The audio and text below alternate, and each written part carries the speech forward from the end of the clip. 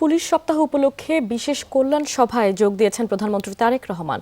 Police কর্মকর্তাদের উদ্দেশ্যে এখন বক্তব্য রাখছেন তিনি। সরাসরি চলে যাচ্ছে সেখানে।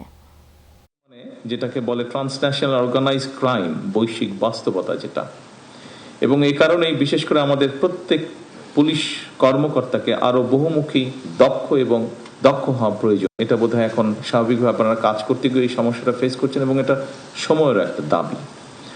এরকম বাস্তবতাতেই পুলিশ প্রশাসনের নির্দিষ্ট কিছু পদ নয়, বরং আমি মনে করি প্রত্যেকটা পদই অত্যন্ত গুরুত্বপূর্ণ। প্রত্যেকটি পদ, যার যেখানে যেই পোস্টিং আছেন আপনি, সুতরাং প্রশাসনের সকল পদেই কাজ করার পেশাদারী মানসিকতা থাকাও কিন্তু অত্যন্ত জরুরি।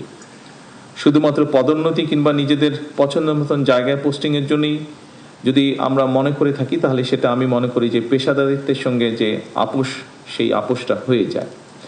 এটাতে হয়তো আপনি আপনার ইচ্ছা মতন বা প্রয়োজন মতন বা চাহিদা মতন পোস্টিং পেলে হয়তো সাময়িকভাবে আপনি এটা তুষ্ট হবেন, হ্যাপি হবেন আপনি, তবে এটা আপনার যে পেশাদারিত্ব আছে, আপনার যে প্রফেশনালিজম আছে, সেটার সাথে কম্প্রোমাইজ করা হয়।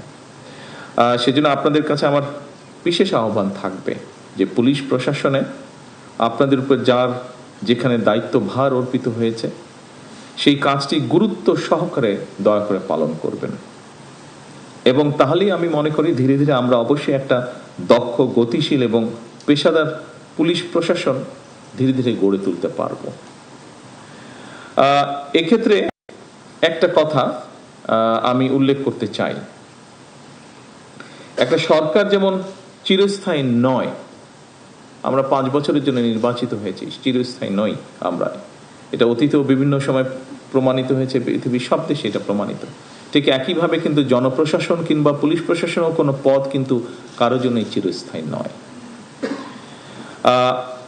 আজকের এই সভাতে স্রেফ একটা আনুষ্ঠানিকতা হিসাবে যদি আমরা দেখি, তাহলে বোধহয় সেটা ঠিক হবে না, বরং এই সভাটা আজকের হয়ে উঠুক। আপনারা এখানে এসেছেন, সময় দিয়েছেন, আমরা প্রায় 2 ঘন্টা ধরে এই অনুষ্ঠানে বসে আছি।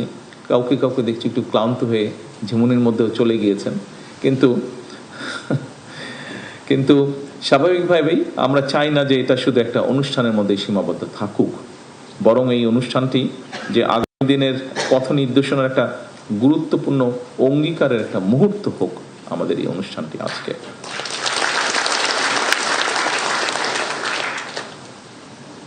অফিসারবৃন্দ, বিশ্বের যে কোনো দেশেই একটা সরকারের সাফল্যের জন্য দক্ষ, সাহসী, সৎ, নিরপেক্ষ পুলিশ প্রশাসনের বিকল্প কোনো আছে বলে আমি মনে করি না। এর কোনো বিকল্প নেই।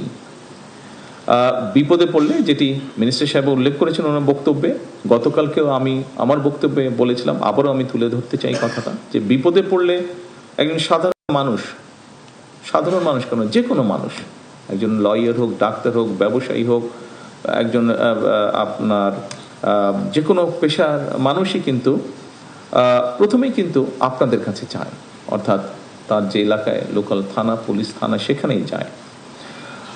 আমি দৃঢ়ভাবে বিশ্বাস করি, আমি নিজের অভিজ্ঞতা দিয়েও দেখেছি, আমি দৃঢ়ভাবে বিশ্বাস করি সেখানে যে রেসপন্সিবল পুলিশ অফিসার থাকে, পুলিশ সদস্যরা থাকেন, তারা যদি আন্তরিকভাবে চান, তাহলে আইনি এবং কৌশলী ভূমিকা নিয়ে কিন্তু অনেক ঘটনা শুরুতেই নিষ্পত্তি করা যায়।